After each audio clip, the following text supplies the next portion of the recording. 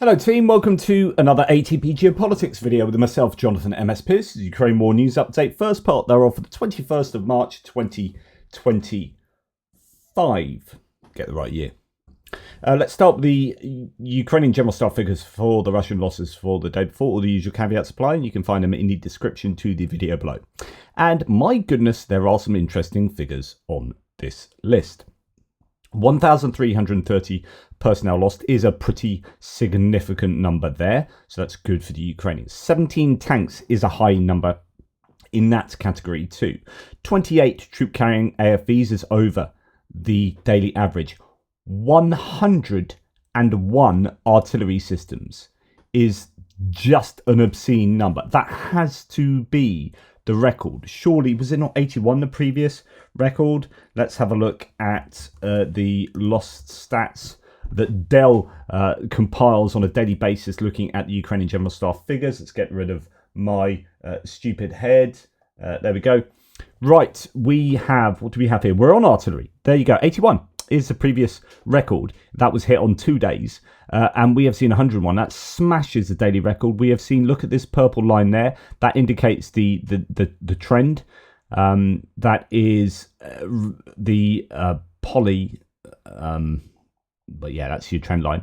And you can see that it's gone steeply up. There was this very sparse patch of very sparse artillery numbers there, but then a real purple patch here as the Ukrainians have hit artillery massively recently. And I wonder if that's affected the daily averages in that. So that's a record. We've got a 30-day rolling average that's pretty high and a 7-day rolling average that's pretty high as well. I mean, goodness me, 7-day rolling average of 56. So on average, there are 56 artillery pieces being damaged or destroyed on a daily basis. Wow. If that's true, that's insane. But even if you took, and this would be, you know, really super conservative, but if you took like a third of that off, like a full third of those figures, saying they've got it wrong, they're lying, or they got it wrong, so it's actually 2/3 of that, that would still be a phenomenal amount of equipment. That would be almost 40 pieces of artillery taken out every single day. Just absolutely incredible. What else do we have? Not too much to look at there. I want to look at tanks. Tanks is interesting because that's kind of up and down. But you can see there, purple trend line going right back up there. We've got some fairly densely registered figures there for that period of time. And then went down a bit, and then it's gone back up last few days. So that's, I think, fairly significant. The infantry fighting vehicles is a downward trend, and that should tell you something. But I think it would suggest that they are using more tanks as APCs. And I think we've got Andrew Perpetua's stats to somewhat confirm that.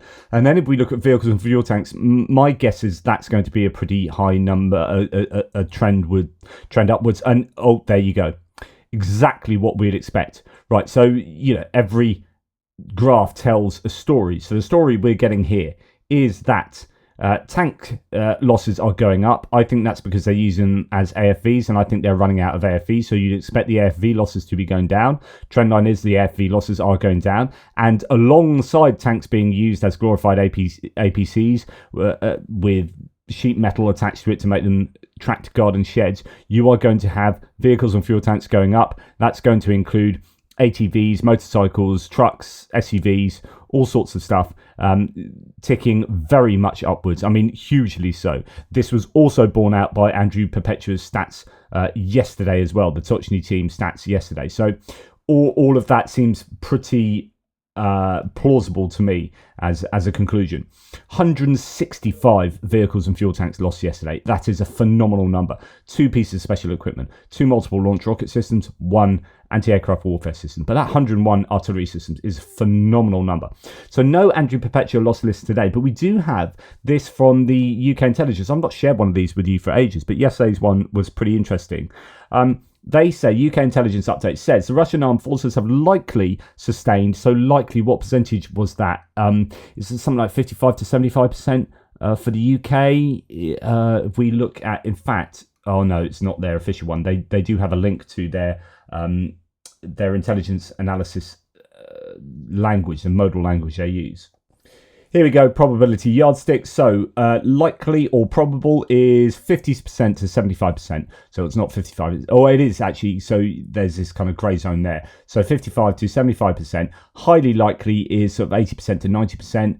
And almost certain is 95%. So likely, I mean, that's quite a large spread there from 55 to 75%. But that is, you know, it is more probable than not, obviously, and towards the upper range is really quite probable. Okay, so they have likely sustained. So we're pretty sure they've sustained approximately 900,000 casualties. So the UK intelligence, they're not just outright lying to us for PSYOPs reasons. The UK intelligence properly believe that they have likely sustained 900,000 casualties. Then that is exactly what the Ukrainian General Staff had told us. That's the Ukrainian General Staff are bang on the money. Killed and wounded since invading Ukraine in 2022, and I think that would also include deserted and POWs. Of these, it is likely that 200,000 to 250,000 Russian soldiers have been killed. That is the UK intelligence estimate for the deaths of Russian soldiers in this war. 200 to 250,000. That's an absolutely staggering number. Russia's largest losses since the Second World War. Russian President Putin and Russian military leadership highly likely prioritize. So highly likely, remember, that is 80% to 90%, give or take, as they highly likely prioritize military leadership, their conflict objectives, over the lives of Russian soldiers. For sure. They are almost certainly prepared to tolerate continuously high casualty rates so long as this does not negatively affect public or elite support for the war, and those losses can be replaced. Exactly. I mean, that's like trivially true. What is obvious is self-evidently true. They are willing to allow those death numbers to continue to take place as long as the public don't go nuts, and they haven't gone nuts yet. It's amazing, but they haven't. And as long as the elite, so the military elite and the kind of oligarchy and the Silviki in Russia, St. Petersburg, Moscow, don't kick up too much of a fuss, and they don't appear to be doing that either. And it continues, Putin and the Russian leadership highly likely place significantly less value on the lives of ethnic minority Russian citizens from impoverished regions, with Russian recruitment efforts consequently focused disproportionately on these areas. Slavic Russians from urban centres such as Moscow and St. Petersburg have contributed disproportionately fewer service personnel than the poorer ethnic minority compatriots. This is where I might slightly differ in my opinion as to what's going on there, although I think it's probably somewhat true, but not completely true. As in, why are there people from ethnic minorities that are dying at a disproportional rate compared to people from St. Petersburg or Moscow? And it's not because there's kind of some... You could argue it is actually a form of systemic racism, but it's a couple of steps removed. So what it is these regions, where you get the systemic racism, is that these regions are forgotten regions, right? They're not invested in, and you know, Moscow's going to be looking at those areas and the people from Tuva and think, yeah, not really bothered about them. It's all about these guys, these Slavic people around Moscow. So we're going to kind of underfund them because don't give a damn whether they do well or not, whatever. So they get underfunded, and that's generationally the case. And then the war comes along, and then the war says, or Moscow says, we need soldiers, and we're so desperate for soldiers, we're going to pay really good wages for those soldiers, and we're going to pay a golden handshake.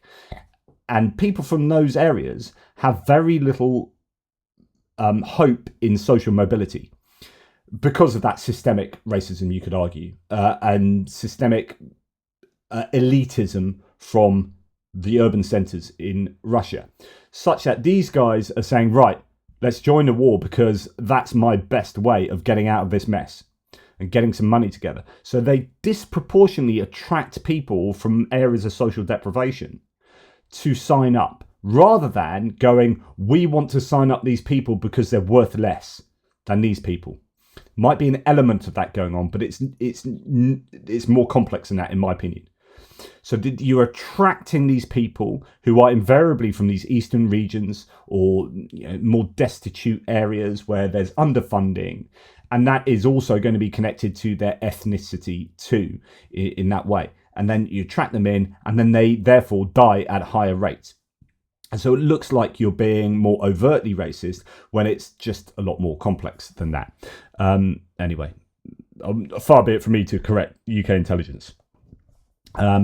Right, Richard Vrecker from War Spotting says, Russian tank losses as a percentage of total losses are showing an unusual pattern, with T-80s now accounting for 2/3 of this month's losses. However, total tank losses have been down for a few months, so perhaps the bigger question is, where are the T-72s? We have the blue here being T-80s. They are taking up a huge number of losses compared to the T-72s. It looks like they have lost massive amounts of T-72s. Are they stockpiling them, or have they just catastrophically lost a whole bunch of them now? I mean, that's a real tail off there, isn't it?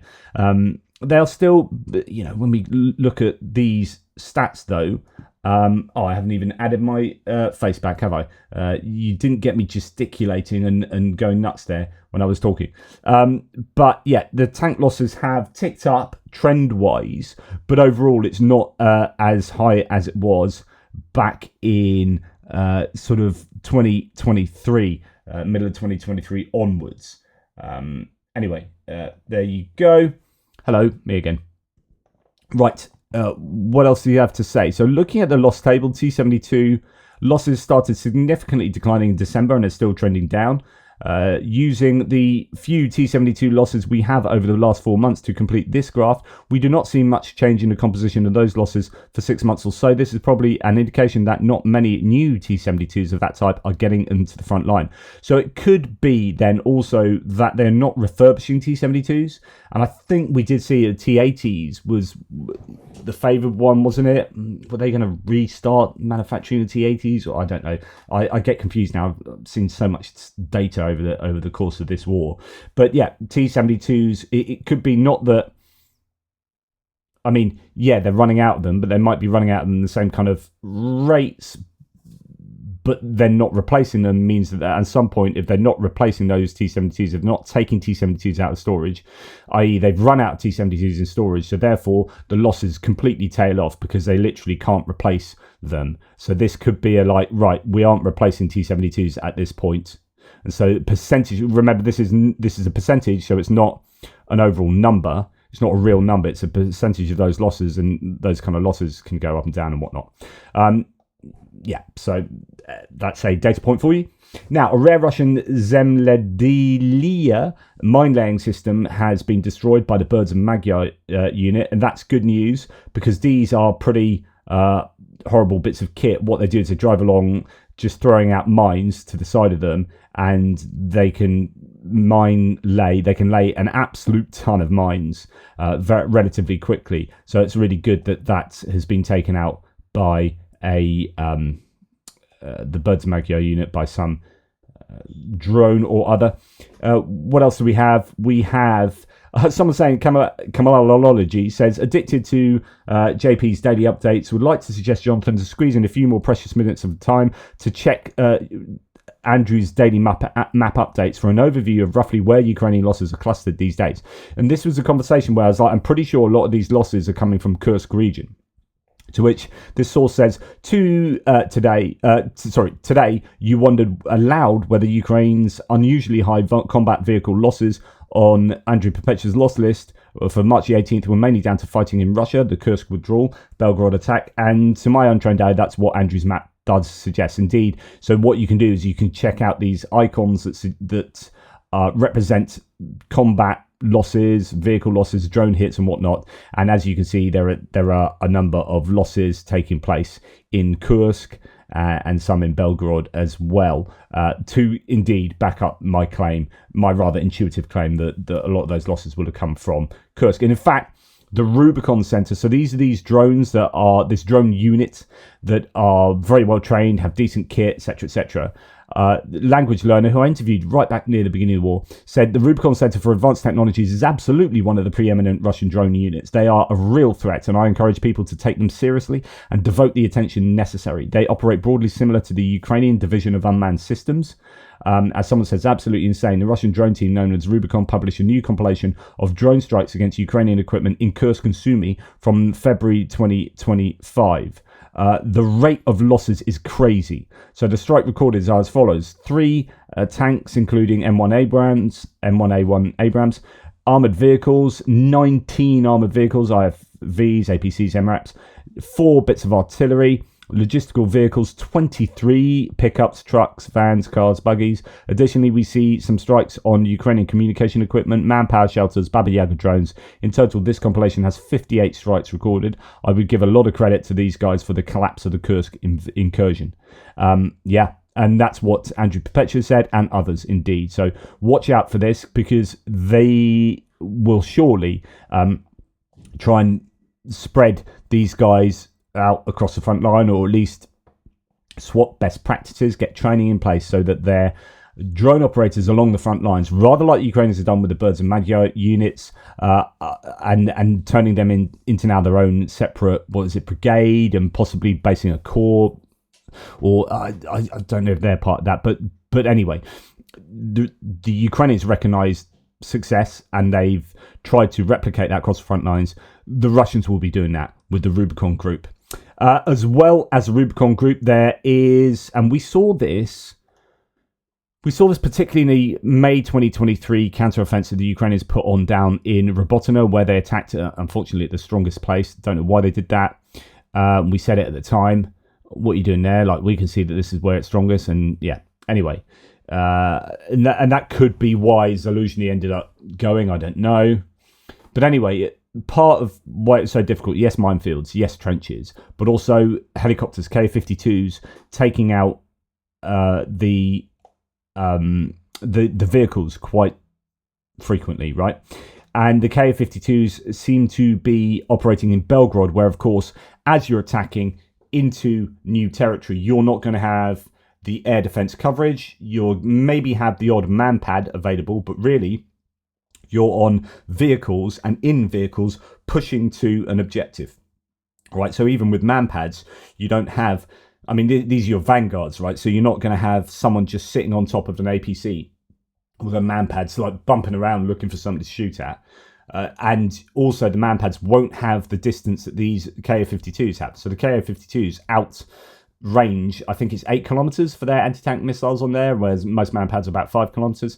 So these Ka-52s just go and shoot up things like, in this case, M2A2 Bradley with an anti-tank missile and hitting the tank in front of the Bradley, causing a catastrophic explosion. So you can go and check that out. So that is, the attack into Belgorod is taking place and it's still ongoing. But the Ukrainians, of course, it's an attack. They are going to lose kit, and they're losing kit, it appears, to helicopters as much as anything.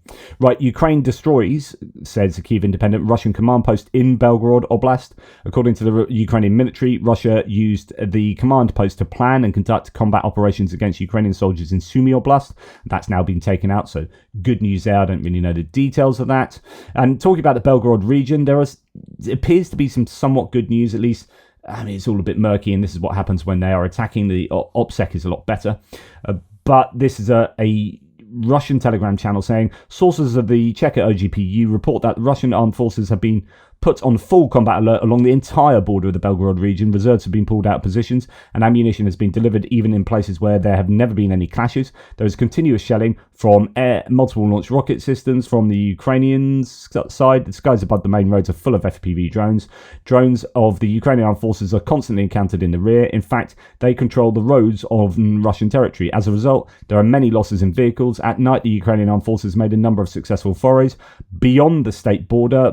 Small groups of ATVs landed from the village of Ugrady to the village of Turia, both settlements in the Sumy region of Ukraine, and from there to the outskirts of the village of Demidovka in the Belgorod region. Apparently, the Ukrainian armed forces continue to concentrate around the Belgorod region, and there are claims that they have got behind the trench lines in that area too. So the Ukrainians have got across the main line of defense there. Another source says the Ukrainian Armed Forces infantry has advanced beyond the Dragon's Teeth and approached the outskirts of Demidovka. The battle is underway. Ukrainian Air Force aircraft destroyed the bridge at Grafovka with the aim of cutting off communications. Ukrainian formations did not reach Grafovka. The fighting is ongoing. So that's all still happening. One thinks there have been video footage of certainly F-16s operating fairly nearby, and I saw video footage, don't know where it's from, but there were 3 Su-24s, 3 Ukrainian Su-24s working together. I wonder whether there is close air support going on in that region, but not too much information coming out. Okay, 14-year-old girl has been forced by the FSB, so the Russian security services, to commit a terrorist attack in Ternopil, blackmailing her with nude photos. The SBU and National Police detained her. The Russians wanted to blow up a miner with explosives near the local district police department. I mean, that's horrible, isn't it? Preying on a 14-year-old like that and getting them to do to commit terrorism. Absolutely horrific. Right, okay, moving on. It's going to be a bit of a long one today. The Russian forces have launched 214 drones into Ukrainian airspace overnight. 114 were shot down, 81 were either lost or suppressed by electronic warfare. So that's 195, leaving 19 to have got through. Yet again, the Russians are getting through a huge number of drones, relatively speaking. 19 drones packed with explosives, no doubt, will have hit locations that they will be probably intending to hit and causing damage. So every night is a problem for the Ukrainians, and most notably last night in Odesa. It looked to have been a hellscape last night. Massive Russian drone attack on Odesa. Russians are using new tactics to attack Ukrainian civilians, making it harder for Ukrainian air defense to shoot down the drones, and if they do shoot them down, they shoot them down over the civilian areas, and we'll come on to the details of how they do that in a second. In Odesa, there are local emergency power outages in the Primorsky, Peresvitsky and Kievsky districts, according to DTEC, the private energy provider. Right now, Russians are destroying the city of Odesa, says here JNK from last night. Now, it's also worth noting that Petr Pavel was visiting Odesa while this was happening. So the president from Czechia was, I guess, experiencing that firsthand, which is always useful as long as they don't get harmed, naturally. It's always useful for people to experience kind of the horror of these things firsthand, to understand the plight of the Ukrainians and to understand how we need to be supporting Ukraine, because attacking civilian infrastructure like that is not cool. Russia's begun to fly around Ukrainian mobile air defense groups with machine guns in Odesa. Drones wait in the sea and form a herd, after which they approach the city at altitudes of more than 2,000 meters. Then the drone dives sharply. So they herd out to sea where they can't be hit, and this is where you need those USVs with those Harris rockets on or whatever. You need a lot of these, I think, to help out there at sea. So they're herding at sea, and then they rise to 2,000 meters so that the machine guns, those kind of low-tech air defense units, can't take them out. And then they dive en masse. That's how I understand it. And that gets around the air defenses. So it's about cat and mouse games of adaptation. This is the evolutionary arms race that we're seeing taking place. Now, Russia also launched strong attacks on the border region of Sumy. In Krasnopil, civilians managed to avoid injury, but houses and outbuildings were engulfed in flames as the terrorism continues, says Tim White of last night's activity. And then Russia was attacking several Ukrainian cities with drones and glide bombs last night, although that video is about Odesa and the horrors that were taking place in Odesa. I mean, goodness me, such a wonderful historic city being pummeled by the Russians at the moment.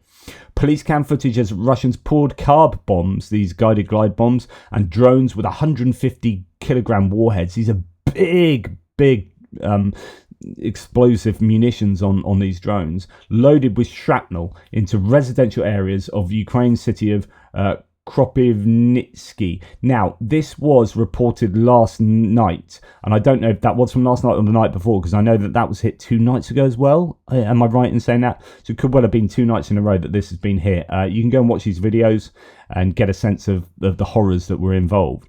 Russian Air Force is bombing a library and media school in Kherson with 500 kilogram glide bombs, says Artois here, giving some video evidence of that happening. Just horrific stuff. And then here we have maybe for the first time, but or certainly it's not something we normally see. Very interesting footage of a Russian Garan, basically Shahid, drone equipped with optical camera flying into a railway somewhere in Ukraine. I was thinking this was it Dnipropetrovsk that a railway infrastructure was hit, but someone's geolocated it, and I think it's Sumy, at least according to War Vehicle Tracker. But anyway, this could be a way for open source intelligence to get better battle damage assessment intelligence from night Shahid attacks. But yeah, interesting to also see all those searchlights trying to search out the very drone that is filming there. Now, moving on to Ukrainian strikes, and my goodness, some stuff was happening last night on the Ukrainian side of things as well. Russians reported that Ukrainian defense forces have struck the Sudzha. So Sudzha is where the Ukrainians were in the Kursk region. They just pulled out of Sudzha. So the Sudzha gas metering station and a gas pipeline on the border of Russia's Kursk region and Ukraine's Sumy region, which carried Russian gas to Europe. Now, this is weird because the Ukrainians are actually denying this. Now, they would have no need to deny this, possibly unless you could argue that this could be controversial for getting gas to European partners who are allies of Ukraine, who are needing that gas, and now it's blown up. So that could be why the Ukrainians are denying it, and they're claiming the Russians hit it themselves and it's a false flag. So something funky's going on here. Tim White says Putin refused to sign a ceasefire but was desperate to stop attacks on Russia's own energy infrastructure, so thoughts and prayers for the indicted war criminal, as someone has to tell him a gas transmission system was blown up by Ukraine in recently occupied Sudzha. But then he goes on to say, an update on one of the big explosions last night inside Russia. Interestingly, Ukraine flatly denies being responsible for this incident in Sudzha Kursk region. Government sources say it's either a false flag attack or accidental damage caused by Russian shelling. And here the Ukrainian General Staff announced this morning that the gas pipeline in Sudzha was shelled and blown up by the Russian side and not Ukraine. In other words, a Russian provocation. Quote, the Russian Federation is intensifying its discrediting campaign against the Ukraine. For example, the enemy has accused our defence forces of shelling the Sudzha gas metering station. These accusations are groundless. Yes, the station in question has been repeatedly shelled by the Russians themselves. And by the way, the Ukrainians were sat right next to this for months in Sudzha. They had control of Sudzha. They could have disabled it really very easily, right, if they wanted to. They were literally next to it. So that is one element of the argument that they wouldn't have blown it up. What's the point of being next to it, not disabling it, and then retreating from Sudzha and then throwing missiles at the thing that you were standing next to a month previously? If you really wanted it taken out, you would have done it previously, just by, I don't know, loosening some screws. In particular, last summer it was bombed by guided aerial bombs, and 3 days ago the Russians had struck it again with carbs. Today the enemy has already intensified its planned destructive information influence with another provocation. It's shelled this facility with artillery. It was worth adding that earlier the Russian troops used the main gas pipe for the covert movement of their units. So there is that. Then this oil transshipment point at Kavkazskaya. This was hit, what was it, 3 nights ago now? And it's been burning for 2 nights. And my goodness, last night it went up. Right, so a huge fire erupted unexpectedly overnight at the Kavkazskaya oil transshipment hub in Russia's Krasnodar Krai. Quote, the whole facility went up in flames. It's a blazing inferno, utterly horrifying.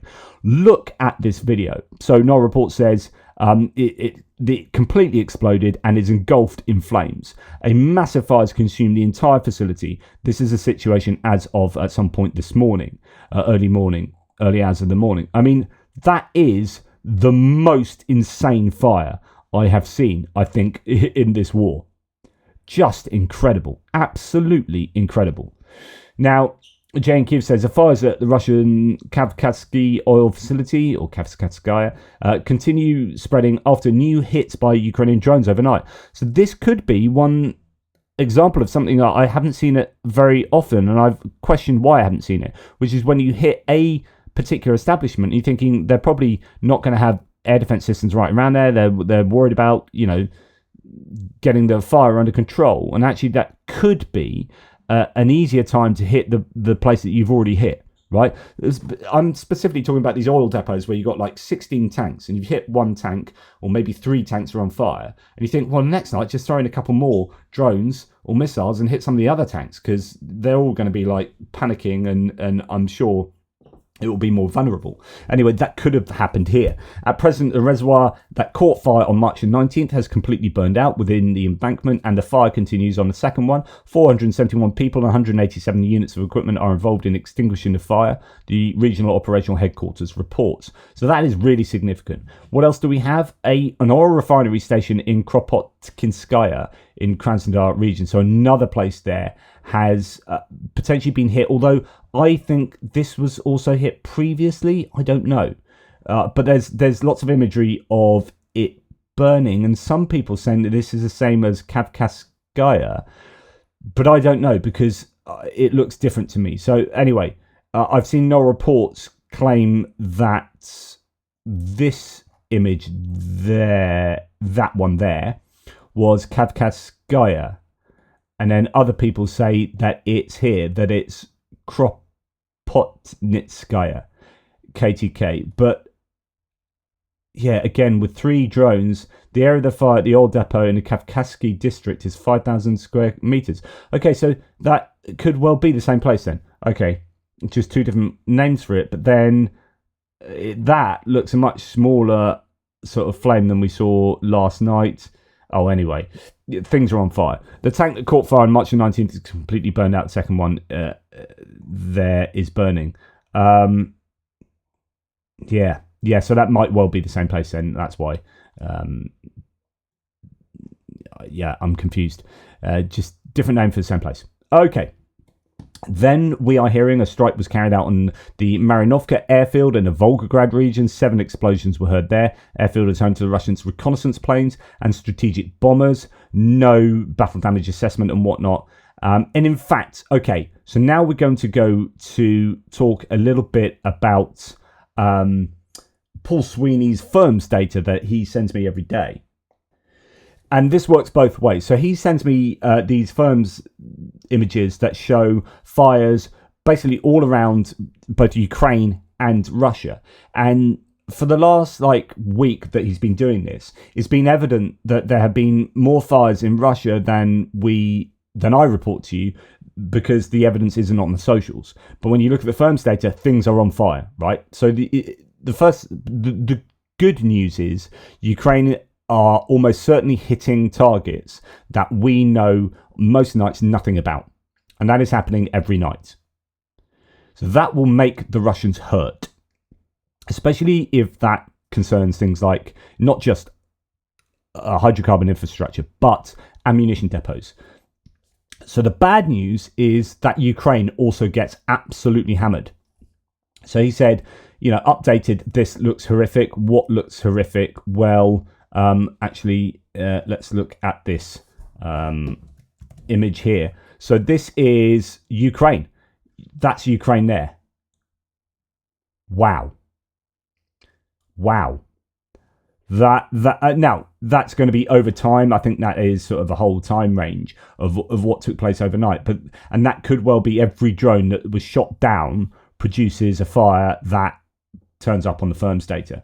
And so if you're sending in 214 drones, every single one of those drones might well pop up on here, even if they don't hit there. Some of them are falling in fields and they don't cause any problem or whatever. So it's difficult to know anything other than there were heat signatures coming from these places. Some of them might be natural heat signatures of burning off things and whatever. And you've got areas like this around that's a Caspian Sea. No, that's a Caspian Sea there. But sometimes you get areas like this, which I think indicate stuff like oil, gas rigs and stuff like that. So, not all of these are war related, but it does give you a bit of an indication there. And here we see, my goodness, okay, firms data indicating an awful lot of stuff going on here. But as you can see, other countries like Romania and Poland and Kaliningrad there, look, wow, goodness.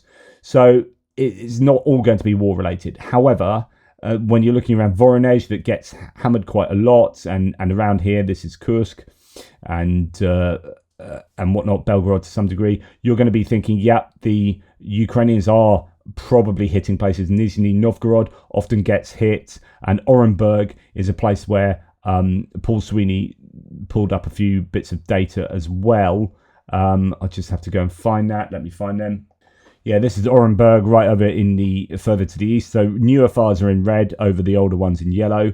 And you can see that there's some facility there could well be in a lot of trouble. And we're hearing that that's outside of Orenburg. We're hearing that the Ukrainians have now drones that can travel 3,000 kilometers. So it could well be hits on places that we're just not aware of. Anyway, thanks for Paul Sweeney for sending me that. Very useful information. So on to other bits and pieces now. Ukrainian soldiers in Kursk are not encircled by Russian forces. Who knew? Contrary to recent comments by Donald Trump and Putin, according to 3 US and European officials familiar with their government's intelligence assessments. And apparently, intelligence has been shared with the Trump team over the last week to show that this is not true, and yet he keeps repeating it. What the hell is going on there? US intelligence agencies, including CIA, have shared that assessment with the White House over the past week. However, Trump has continued to claim that Ukrainian troops are surrounded in Russia's Kursk region. So, what do you do? What do you do? Right, now on to this video. Our commanders, when we surrendered, started finishing us off right away, using birds, mortars, shelling us to make sure we didn't survive. Another captured Russian soldier describes how he was recruited and how many of his units are left. And this is the claim that, and we've heard this before, we've seen it actually on drone footage before, where the Russians see their own surrendering and then try and pick them off with mortars and artillery, because they'd rather than not surrender, they'd rather than die than surrender. And so they kill their own. And this is a guy making a claim of his own side there. But we've also literally seen that. I mean, it 100% happens because we have seen that on video. Okay, Putin signed a decree forcing Ukrainian passport holders to leave Russia by September the 10th. The goal is to pressure residents of occupied territories to take on Russian citizenship. By the way, I think this is a war crime. And put Ukrainians in Russia under tighter control, pushing them into mobilization or forced contracts. So there's a bit of a double-edged sword. You either get rid of people who clearly don't want to be part of Russia, or you force people to take on Russian passports, and then you just mobilize them into the war effort. The Nord Stream 2 pipeline may be handed over to the US to resume pumping Russian gas to Germany. According to Bild, the German tabloid newspaper, the work on a relevant agreement is already underway. And like I've said many times, the only thing the US administration appears to be interested in at the moment is a quick piece in order to make a quick buck. That seems to be what it's about. According to Spiegel, the German government has decided to take a hard step against Putin's shadow fleet. Good news, we talked about this yesterday. The tanker Eventin, which has been anchored off the coast of Rügen since mid-January, has been confiscated along with 100,000 tons of crude oil and will now be transferred to German ownership, says German aid to Ukraine. Good news there. That needs to happen much more often. And there have been a couple of these tankers that have been sort of floating around, either in a state of disrepair or have been stopped due to environmental issues. So, yeah. That seems eminently sensible to me. Well done, Germany. Thanks, German aid to Ukraine. Right. Divide and blunder. War Translated says US negotiations with Ukraine and the US with Russia in Saudi Arabia will take place simultaneously in neighbouring rooms, says Keith Kellogg, special envoy to the US president. So they won't put Russia and Ukraine in the same room. Don't want you guys fighting. Hey, you go on a naughty step and you go over there. State Department said that Ukraine and Russia are, quote, just a breath away from a full ceasefire after 3 years of war, says The Hill. So they're reporting that the US certainly are thinking we are incredibly close to seeing a full ceasefire. The US transfer of Ukrainian nuclear power plants to US control could facilitate deoccupation of Zaporizhia region, according to Reuters. I talked about this yesterday. Trump's proposal to transfer a Ukrainian nuclear power plant to US control puts Putin in a difficult position. The Americans also need a neighbouring thermal power plant as well as Enerhodar and a transport corridor to Ukrainian-controlled Zaporizhia. Thus, US control over the Zaporizhia nuclear power plant could lead to the liberation of thousands of square kilometers of occupied Ukrainian land. So I don't really understand the complexities of this or the nuances of this yet. I'm always a bit skeptical when the US want to step in and take control over stuff, because I think it's just to make money. But this could also be a good way to safeguard the Ukrainian energy infrastructure, in this case in Zaporizhia. Tataragami says, just a thought, once the aid funds allocated by Congress last year and through Biden's PDA run out, what reason is there to keep the US in the negotiation process? Intel sharing is important, but not essential if the US continues making bizarre demands of Ukraine. And I answered this, and I think this absolutely has to be the case. So people are saying, well, just cut the US loose, because even, PDA is running out. They're not going to renew any more military aid. So it's just going to be about a bit of intel, but take the hit on the intel and so on and so forth. So why is Zelensky still beholden to Trump and the US? And the reason has to be this. And I think Zelensky said this the other day. So my guess, I say, and Zelensky's pretty much stated this, so he did state this the other day, is that the US can get intelligence on ballistic missile attacks, only the US.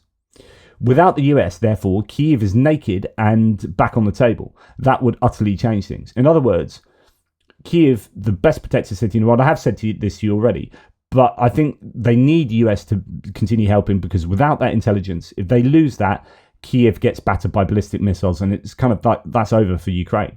It could be that important that suddenly Kyiv gets destroyed in a way that we're seeing with Odesa the last few nights.